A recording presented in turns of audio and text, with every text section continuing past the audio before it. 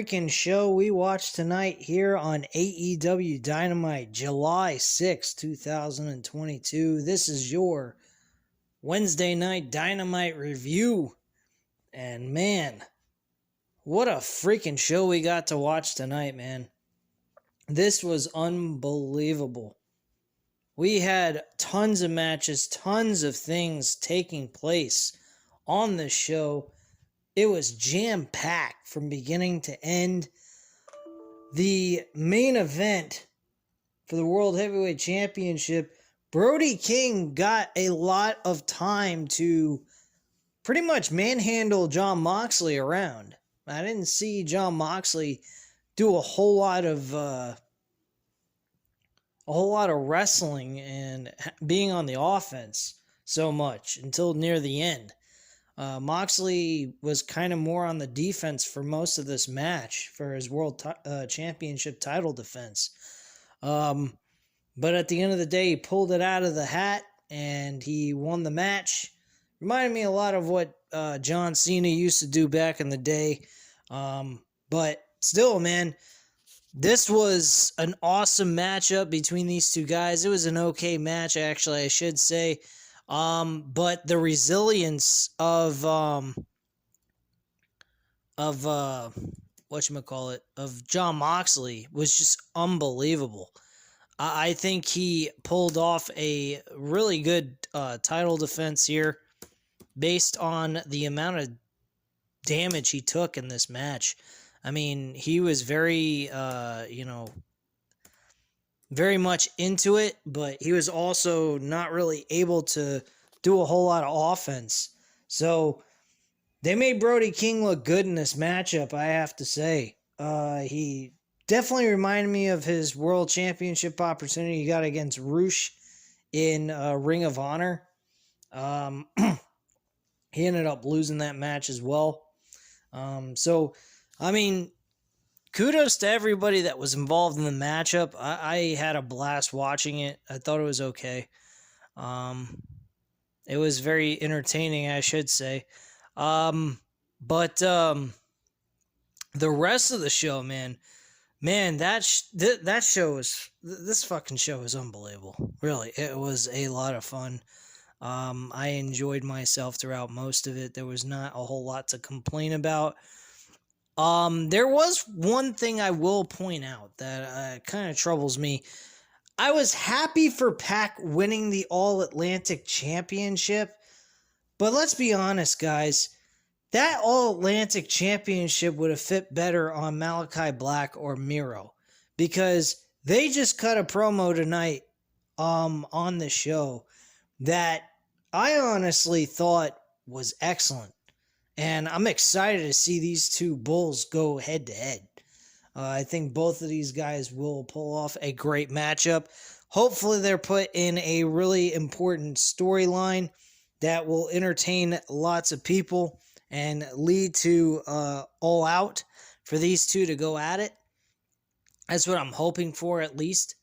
So yeah, that's pretty much my overall feelings. Now, Pac, on the other hand,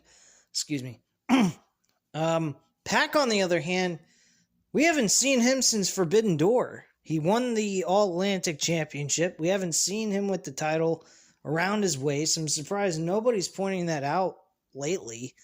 Hopefully some of the other YouTubers point that out, because I'm noticing that. That's kind of weird to have the All-Atlantic champion not show up on television for 2 weeks in a row.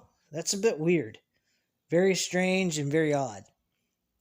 But anyway, let's get into this review, guys. Right now, here's the very first match of the pay-per-view. It was pay-per-view of the show. Scorpio Sky defending his TNT championship against Wardlow in a street fight. Wardlow pretty much dominated this match. Scorpio Sky didn't seem like he had a chance in hell against Wardlow. And Scorpio Sky had a lot of the guys from America's Top Team with Dan Lambert trying to interfere and help Scorpio Sky win this match. To no avail, Wardlow destroyed everybody and people are chanting Wardlow's name like they did back in WCW days of Goldberg. And I'll tell you what, Goldberg back in WCW was amazing. I enjoyed his work. Every time I go back and I watch the Monday Night Nitro episodes from back in the day, and he made his, I don't care what fucking match he had it with, I always loved watching his matches. No, he wasn't a good wrestler, I wouldn't say that, but he was very impactful. And when he hit his opponent, he hit him hard. And when he hit him hard, it looked like it hurt. You felt it. And that is important. And Wardlow is a far better wrestler than Goldberg ever was. But Wardlow is very impactful on top of it. I mean, when he hits somebody, he hits them hard. He connected with several clotheslines in the middle of this matchup. And man, did he fucking hurt these bad. I could feel it just by looking at it. It looked like it was painful to take those clotheslines from that big bastard. And he was amazing in this match. I really enjoyed what he had to offer here. Not much offense, though, by Scorpio Sky. That was the one downside about this match, I think. We'll go over the action right now. So pretty much by cage side seats, they are the ones that I went to for this entire coverage because I didn't write down notes. I can't write down the notes and follow the show at the same time with all the action taking place all at once. So I need to have like a backup that can help me with this. So I went to cage side seats since they provide all the information that takes place as it goes. So the action starts out with Wardlow throwing his strength around early, big shoulder block, but the action goes to the floor and Sky throws him into the steps and barricade, and America's top team descends on Mr. Mayhem to beat him down and pretty much they go to a commercial break at that point. So, from there, come on. My fucking computer's acting up again. Alright. So, back from the commercial break. Jock eyeing for position over the turnbuckles. Wardlow actually knocks him down and levels him with a 747 splash. American top team run in and Mr. Mayhem sends each of them packing. Scorpio blasts him with the title belt.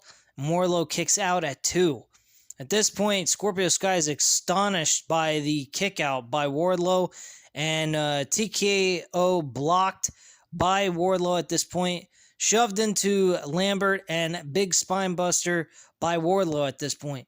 The straps are down, and then Sky eats powerbomb number 1 and another one and a third one for a 1, 2, 3. The Powerbomb Symphony to become the new TNT World Heavyweight Champion. Very good matchup overall, at least for Wardlow. It was very, I was very happy for him actually to see him win the AEW TNT Championship. I hope they keep him champion for a very long time, at least by next year or so. Within the year of 2023. I don't want to see him lose that championship anytime soon. Next up, we had Jon Moxley cutting a promo talking about how people think Brody King is going to surprise him and catch him off guard, but he knows exactly what kind of monster Brody King is. 10 days ago, he took a man he deeply respects and admires, Hiroshi Tanahashi, and bloodied and battered him, and then blood and guts was like a picnic for him. He knows exactly what Brody King is. He's seen him in New Japan and Ring of Honor. And the only question left is, how big is his heart? Are we going to find out? We're going to find out because he's going to be swimming in deep waters and find his limits. As for us, we will find a break. Well, that's what the cage side seat said. So we go to commercial break. We come back. We have Smart Mark Sterling and Tony Nese have an offer for Keith Lee, who turns them down simply for the, I think it was to have him turn on Swerve Strickland, but he refused to do so, and he walked away from their offer. Christian Cage makes his entrance, and flanked by Luchasaurus, he gets on the mic. He says he's the Cage everyone is talking about. Everybody is demanding to know why Luchasaurus is remaining aligned with him, but before he can answer, out comes Matt Hardy. He tells Christian he's unreal, like the Michael Jordan of being an asshole. I thought that line was great when he said that. Jungle Boy was his friend, and they've got to know each other very well, and nobody deserved what Christian did to Jungle Boy. Cage tells him he doesn't know Perry the way he does, and he's starting to make his brother sound like the sober. Oh, man, when that crowd heard that, and when I heard it, I was just like them. I was astonished by that fucking comment. I couldn't believe he went there. He is giving so many low blows to everybody. I mean, with Jungle Boy, now Matt Hardy, with his brother being intoxicated behind the wheel of a car and being drunk.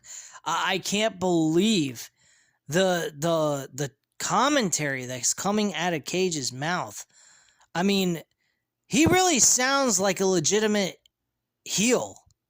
I mean, well, he is a heel. What am I talking about? He sounds like a legitimate world champion that a heel champion would sound like. I mean, this guy is so egotistical at this point. It's fucking ridiculous. So, I was a bit surprised by some of the things that came out of his mouth. But then again, I mean, look back what he's done since he left Jungle Boy high and dry. I mean, he's been pretty much cutting promos that are downright despicable, man. And really low down. And this is not something we've ever seen from Christian before. This is a totally new and improved Christian. I mean, you didn't see this kind of shit coming from him in Impact Wrestling, TNA. He never did stuff like this. He was controversial, but not as controversial as this. I mean, it is pretty off the walls. So Matt tells Cage he was using Jungle Boy to stay relevant, and he gets it because he was doing the same thing with the Private Party, Butcher, and the Blade, and he regrets that. And he's here to make sure nobody else gets taken advantage of. Christian calls him a clout chaser who's used his kids, his father-in-law, a dilapidated boat. He'll even turn a blind eye to his brother's issues so he can have one last one last run with the Hardy Boys. Holy shit. That's some downright low blow, man. Just reading that back is just like unbelievable, man. I couldn't believe those comments that came out of his mouth when I heard this shit. This was fucking weird. Like, I can't believe Matt Hardy was okay with allowing Christian to say these kinds of things. I mean, if it wasn't agreed upon, I think Matt Hardy would have jumped across the ring and strangled him to death. Because that was some pretty controversial stuff he said. So anyway, he's going to sit here and he says he cares about Jungle Boy when he knows Christian Cage is the hottest, most influential star in AEW, and Matt is more embarrassing to the Hardy family than a screwed up loser brother. This gets Hardy to attack, but Luchasaurus cuts him off with a headbutt, and then they go to the floor and eventually leads to a chokeslam through the Timekeeper's table. So Timekeeper's table is apparently the new place where everybody goes through a table every episode, apparently. Sammy Guevara went through the table last week, and now Matt Hardy went through the table. All right, so they do a Blood and Guts recap. Very entertaining stuff there, especially with the music in the background as they show the highlights of that match. Again, that match looked fucking brutal as shit. So then we move into Tony Schiavone doing an interview in the loading bay between Claudio and Jake Hager.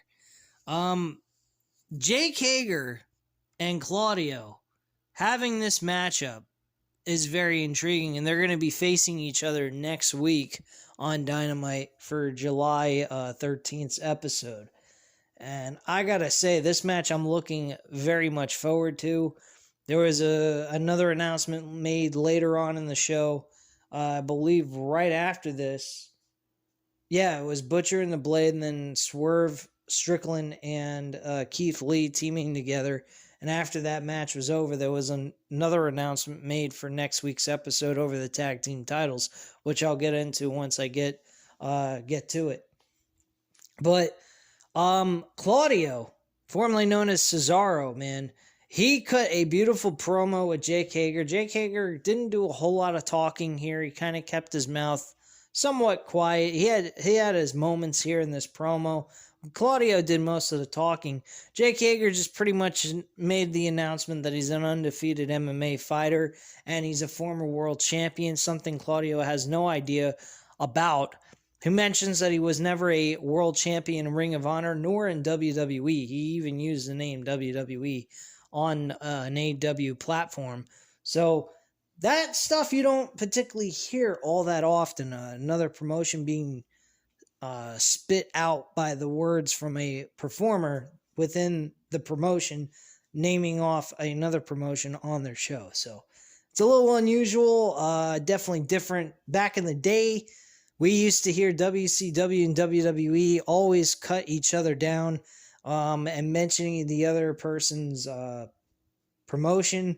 So, I mean, this kind of stuff you don't normally come across, which was kind of cool. So Claudio pretty much says, you might be right about all that, but right now I have the most momentum right now. I'm 2-0. I've beaten your team. And you're just a guy who you don't even have leadership of your team. You're the guy who carries your leader's luggage, pretty much. So you're a young boy, I guess you could say. And that was pretty much what was said here. Mentions about the defeat he gave to Zack Sabre Jr. and about the blood and guts win that he got. Now he's planning on beating Jake Hager to go 3-0.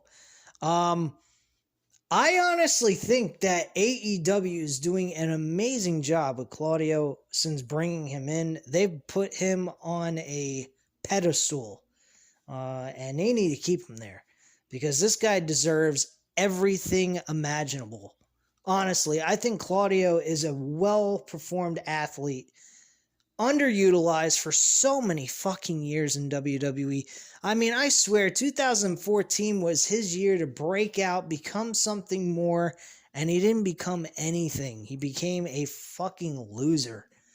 And he had that match with Roman Reigns last year in 2021 and for the World Championship, and he performed well in that and made Roman Reigns look good. Roman did a good job with him. I mean, Roman has been doing some good stuff with a lot of guys. But honestly, Claudio has been unbelievable. And if WWE would have used him correctly, not worry about his accent, he cut an awesome promo here. I had no problems with this promo. This promo was solid. It didn't have any mistakes. I mean, he didn't mess up what he was saying. He was picture perfect, spot on, said what he needed to say, and he got through the promo with no problem. And you felt emotion from the guy. This guy is being used so well in this company. There are so many guys from WWE that came over to AEW who have not gotten the same kind of bill Claudio has been getting. Claudio's got the best bill transitioning from WWE to AEW. Hands down, the best. Outside of the guys like Jon Moxley, Chris Jericho, guys like that originally came over from WWE to AEW when AEW was first built. They were utilized correctly. Since then, since like after year one, and we moved into year 2 and year 3, some of the guys have not been utilized correctly. Some of the guys have been stale, like Keith Lee. Swerve Strickland hasn't really gotten any kind of momentum in the mid-card division at all over the TNT Championship. I mean, there's a ton of things that are going on here that a lot of these stars are not getting, transitioning from WWE to I almost said NXT to AEW. And I don't think it's entirely anybody's fault. I think there's just so much going on and there's so little time to utilize with such a huge roster that people get lost in a shuffle. Claudia is just one of these people that have been very fortunate that they haven't been forgotten about. I think that might have a lot to do with Bryan Danielson, William Regal, and Jon Moxley. I think they are whispering in TK's ear and letting him know that this guy is a very talented guy, never been put in the main event scene, and we may see him become a future World Heavyweight Champion at some point down the line. We don't know. I mean, he may end up being the guy that could dethrone MJF if MJF ever comes back. Who the fuck knows when that's going to be? Because right now it's been kind of like hush-hush. There's not anything going on.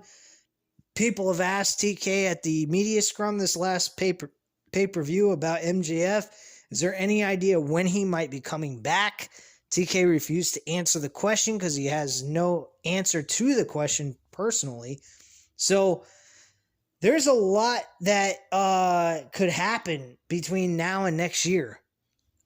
I honestly think that the plans are still going to remain the same. I think CM Punk will win and retain his world championship, unifying both titles as one, making only one clear champion on AEW between him and Jon Moxley.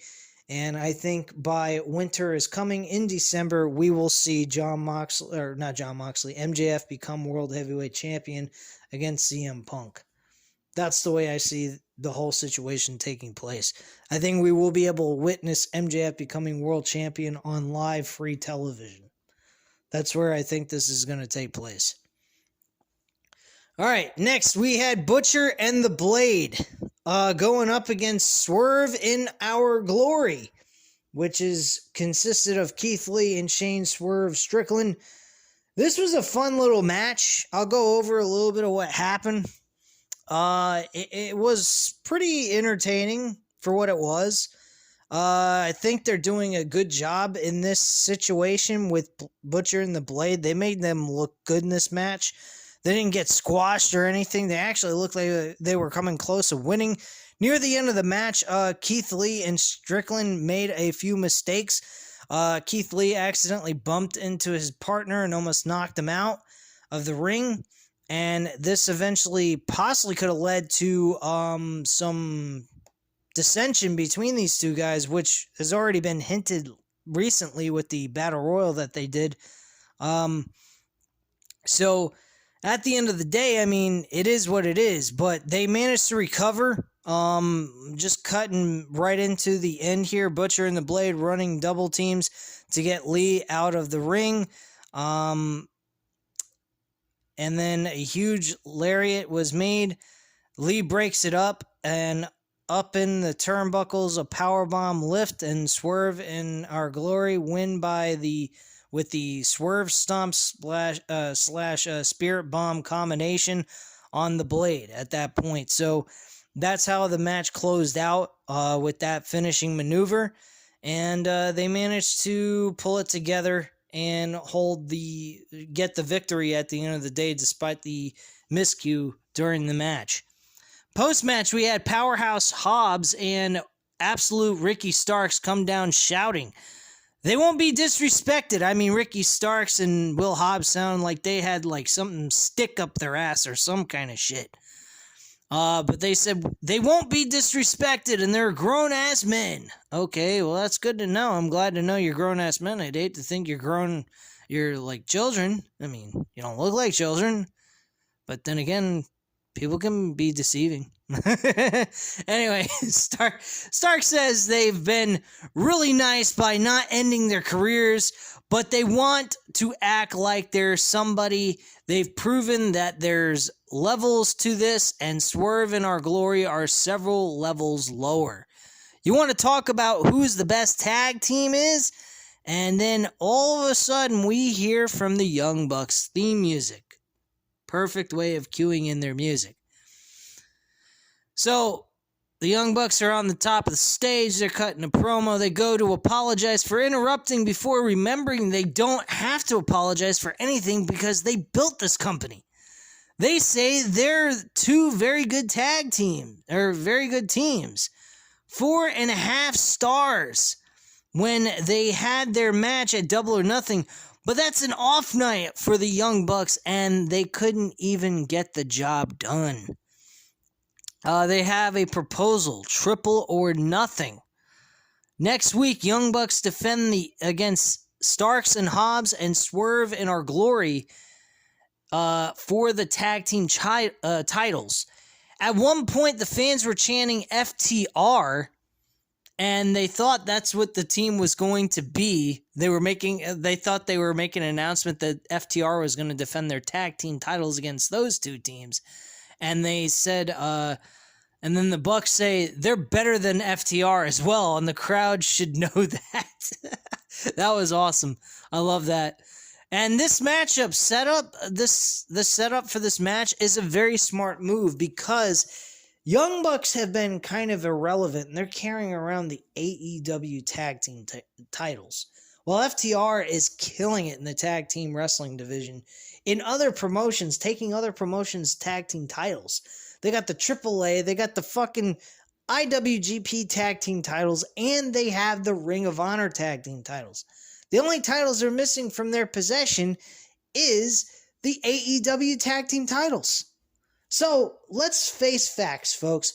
We're going to be going to All Out pay-per-view on September 4th. By the way, we will be having a WWE pay-per-view the day before All Out, and then an AEW pay. We are going to be double the fun of wrestling this coming Labor Day weekend. So, there's going to be no pay-per-views after SummerSlam until Labor Day weekend, which I think is going to be a fucking blast. I'm going to be going live for the, I'm going to go live for the actual review on Clash of the Castle, and I may actually decide to do a live reaction of the entire pay-per-view. So expect to go 4+ hours with yours truly, World of Wrestling, giving you guys a live reaction of the entire pay-per-view, because let's face facts, who the fuck wants to cover this show when we know it's going to go 4 hours at night, on a Sunday night, and it's going to end at like 1 o'clock in the morning? Who the fuck wants to do a review at that time and then spend another almost 2 hours covering the entire show? I know I sure as hell don't, so I might as well just cover it as it goes. So you guys may more than likely get a live reaction feed from yours truly, World of Wrestling. I will provide you an update on whether or not I'm going to continue with that idea, or am I going to change my mind and actually do it the day after the event is over? So I will let you guys know whether or not I want to do that, because it is a pretty stacked lineup of professional wrestling that weekend. So there's going to be a lot of stuff taking place. I don't know if I'm going to have all the energy to want to do all of that. I may just want to do 2 live reviews for the Clash of the Castle the same day after the event ends, and then the All Out on Labor Day, on the actual Labor Day, Monday, the day after the All Out pay-per-view. So I will keep you guys informed on my decision with All Out. For right now, I'm going to say a live reaction, so I don't have to do it on Labor Day.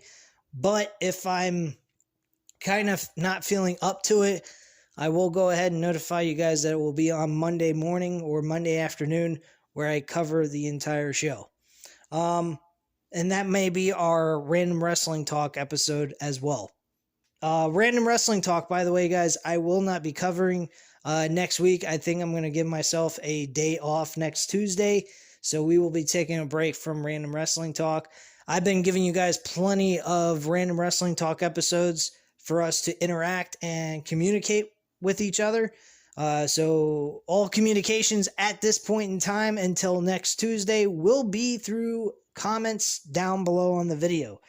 So That's pretty much all I have to say on that. So we will be getting a triple threat tag team match with Ricky Starks, Will Hobbs versus Keith Lee, Swerve Strickland, and the Young Bucks for the tag team titles. That should be a fun tag team title match and definitely helps out the Young Bucks to making their name as prestigious as FTR and proving that they are the better team than FTR is.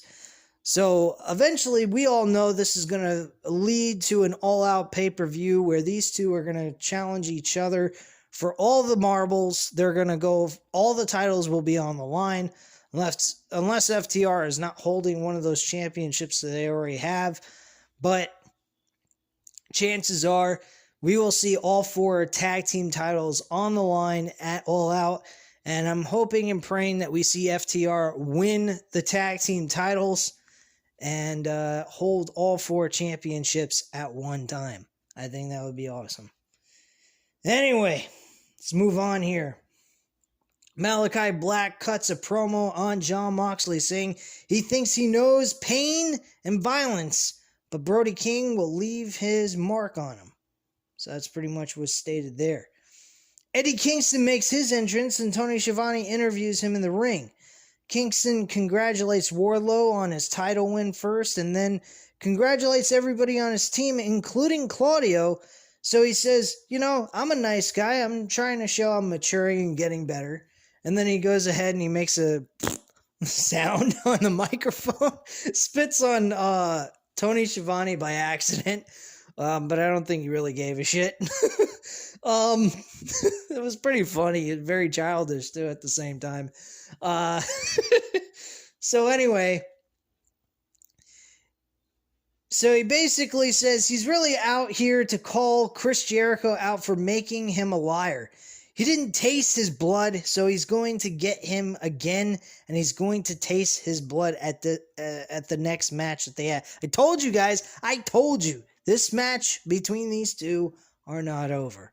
I wouldn't be surprised we end up seeing a first blood match between these two guys. I honestly believe that. I believe it all out. We will see Chris Jericho and Kingston in a first blood match. Now, they could change the rules on a first blood match. They could make it where not just where you make your opponent bleed, you also have to pin them. So this is how the scenario would go. Their version of a first blood match would you have to make your opponent bleed before you can make them submit or submit or pin them. They could do it that way, but I mean, the object of a first blood match is to make the first person bleed to win. So they might go in a different direction, such as like maybe going ahead and having a I Quit match, possibly. That was another idea I proposed for Chris Jericho and Eddie Kingston down the line. And I think that this match is going to be built up for All Out for them to be on the card to face each other. That's where I see this going and where it's going to end. And we're going to see Eddie Kingston make Chris Jericho say, I quit. That's just my viewpoint on that. What led to the end of this promo is Chris Jericho shouts from the Titantron and says, if he wants to get crazy, he'll show how crazy he can get. And he orders Tay Conte to slam a car door on Ruby Soho's hand. Now, that's what takes place, but it takes her, Tay Conte, quite a little bit too long for her to actually do it and make it look legitimate. So it looked kind of botched to me because it took her quite a while to slam the door on Ruby Soho's hand. And Ruby Soho had a whole act like she was basically holding her hand there like a schmuck, waiting for her to just slam the door on her hand, which I thought was idiotic, and it looked absolutely terrible. That was the one bad thing on this show, actually. Tay Conte fucked up the fucking backstage segment, which I don't know how you can do that, but that's what they did. Alright, so let's move through here. And get to the next segment. So next segment we had Dark Order make their entrance. John Silver gets on the mic and hypes up Rochester as Dark Order's country. Evil Uno says that's why it's very important to say this here today, because every single one of us should hear it. He thanks everyone for showing up and supporting them, and the 6 of them are here to stay. So it sounded like they were going to retire, but they're not. Dark Order is forever, and they begin a new chapter with a proclamation, and it should be a Brody Lee Jr. to say it. So that gets interrupted by QT Marshall, and he asks how long we have to put up with this charity case, and gets it. And he gets it. His dad is from Rochester, but he's not his father. His father was a legend, but -1 is more like his mother. And -1, the Brody Lee's son, gets pissed off, wants to go ahead and charge at him like Pete Dunne as Butch. And you got I think it's Evil Uno holding him back like as if he's Ridge Holland. That's the kind of similarity there. But then again, we're talking about a kid, not a grown-ass man being held back like he's a bulldog or some shit. So he didn't bring his friends out here, so he wants to face the 10-year-old man-to-man. Oh, God. So out comes Hangman Page. He stands up for the kid, and the Dark Order helps out with beating the shit out of QT. And eventually this led to them just pretty much clearing house and knocking him on his ass. Brody Jr. gets on the mic, gets the mic back and says he'd pin Marshall right now, but he's going to wait until he's 19. I laughed at that. I thought that was funny. That was really funny. Second hour comes in. We have Jim Ross come back onto commentary. It seems like this is a new thing. Jim Ross doesn't do a whole lot of commentary. He does the second hour, and the first hour goes to Tony Schiavone. So I guess this is a new thing they decided to do, I guess, because of the age that they're at this point in their careers. So they want to give them, like, part-time commentary. I think that's pretty fair, I guess. So Penta Ascaro versus Rush. This was, Rush wins this match by grabbing the mask of Penta. And this led to a distraction to the referee, so the referee wouldn't see that he took the mask off, and he rolled him up and pinned him 1, 2, 3. So we get a Death Before Dishonor ad and a promo from Jay Lethal and Sanjay Dutt, along with Singh, about how he's going to beat Samoa Joe and win the Ring of Honor television championship back. And that's pretty much what took place there. We get a commercial. We come back from commercial, and Smart Mark Sterling and Tony Nese try to get signatures from the Best Friends for their petition to remove Shane Strickland from the roster. Orange Cassidy says he doesn't sign anything without his lawyer reading it, and his lawyer is Danhausen. This was fucking hot as shit. Danhausen's a lawyer. Sure, okay. And I'm the King of England. He rolls up to read the contract. Anyway, shenanigans happen, and Orange Cassidy and Tony Nese are set for Rampage, and if Tony wins, Cassidy will sign the petition to remove Strickland out of the AEW roster. Next, we had the Ass Boys, Austin and Colton Gunn, along with the Acclaim, going up against Bear Country with Bear Boulder and Bear Brunson against Fuego del Sol and Leon Ruffin. This was a very short matchup. A lot of dissension among the Ass Boys and the Acclaim. This eventually led to the post-match of them. Well, they won the match with a blind tag by, I believe, Colton Gunn, and he makes the tag without Max Caster knowing about it, gets the pinfall, the 1, 2, 3. Guns attack the Acclaim, Billy runs in to pry them off, but turns on the Acclaim and wipes Caster out with a lariat. I was hoping that when Bowens asked for the signature scissors thing, he would have gone ahead and given him the DX chops and then hit him with a famouser to finish out the segment. But unfortunately, that was not the case. He just hit the famouser, and that was it. Austin mockingly scissors fingers with an unconscious Bowens at that point. We also get Miro gets a promo where he talks about the differences between himself and Malachi Black, and he'll destroy the gates of hell to get him because the Redeemer is coming enraged. This should be a good storyline. I wish the All-Atlantic Championship was on one of these two, because it would have made a lot more sense for these two to go at it. But I guess without the championship, it's not a big deal. But I think the championship would have benefited from this rivalry between these two. So, just the way I feel about that. Marina Shafir and Nyla Rose was next, going up against Thunderstorm, which consists of Thunder Rosa and Toni Storm. Apparently, they're giving out hints that there's a supposed women's tag team division being developed. Oh, God help us all. I hope that's not the case. This just happens to be some sort of thing where these two women are best friends between Thunder Rosa and Toni Storm, and this is not a legitimate thing for them to bring up a women's tag team division, because we've had enough titles in AEW. You don't need any more tag team. You don't need any more titles in the company. You got enough championships. Everybody's got a shot at winning something. So the women don't need tag team titles.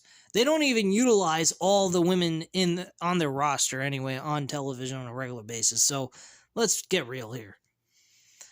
Anyway, Thunder Rosa and Toni Storm end up winning the match with a spike fire thunder driver on Marina Shafir, ending the match, and that is that. Tony Schiavone is backstage with Jade Cargill and Stokely Hathaway, and Jade tells Stoke to cut the shit, and Stoke says he's hired Layla Gray as an interim baddie, and it takes a special kind of finesse to get someone to go from wanting to beat your ass to save your ass. And like he says, trust the process. Commentary hypes up our upcoming shows. They pretty much go over everything that's going to happen. Also, Wheeler Yuta and Daniel Garcia are going to wrestle over the Pure Ring of Honor World Championship at the Death Before Dishonor. Daniel Garcia gets a little bit of a promo in there. He discusses his thoughts and feelings about Wheeler Yuta and the way he performs. So, pretty much, it's a short little promo, nothing major, but it was good for what it was. I think Daniel Garcia and Wheeler Yuta are going to kill it together. I think they're going to give us a great match for Death Before Dishonor. So I'm looking forward to that match. That is actually a pay-per-view I will be covering here on the channel, by the way. So, anyway, we move on. Back from commercial break, we have FTR cut a promo about how no match has taken more out of them than winning the Ring of Honor World Television Tag Team title, or Ring of Honor World Tag Team titles at Supercard of Honor. So they issue another opportunity to the Briscoes, and the Briscoes and FTR are going at it for a round 2 between these two guys. This should be very entertaining, and I think they will burn the fucking house down with this match. Honestly, I think this match should be the main event of a Death Before Dishonor, unless the World Heavyweight Championship has a really good opponent for Jonathan Gresham. Otherwise, I don't see the point of the World Championship being utilized as the main event, because I don't think the World Championship has been utilized as well as like the television and tag team titles. We've been getting a lot more publicity of those two belts than anything else. I mean, the Pure Championship is getting more publicity than the World Championship of Ring of Honor. So that's a huge problem in my book. But hopefully we see something develop for the World Championship match between Jonathan Gresham and another opponent. Otherwise, I see that FTR and the Briscoe brothers will be the main event of this pay-per-view coming up. Because it's the best fucking match possible that we know of that could be a good main event match. Not to mention, we know that these two teams got some history, and the Briscoes want some revenge. I mean, they don't have any hatred towards FTR, but they want to get a revenge victory over FTR at the end of the day. So, and get back those tag team titles. So I think that would be the best suited matchup for the main event in the Ring of Honor Death Before Dishonor. Anyway, we get the main event with Brody King. Jon Moxley already covered this, but I'll go over a little bit of it. Brody King pretty much dominated the match, like I said earlier. At the end of the day, Jon Moxley manages to win the match by submitting his opponent, not making him tap out, but making him pass out by strangling him to fucking death. I mean, literally, he had him in a modified chin lock, only it wasn't around the chin, it was actually underneath the throat, or it was around the throat. And he could not breathe. He was passing out, turning color somewhat. Referee saw that and he said, nope, can't let this go on.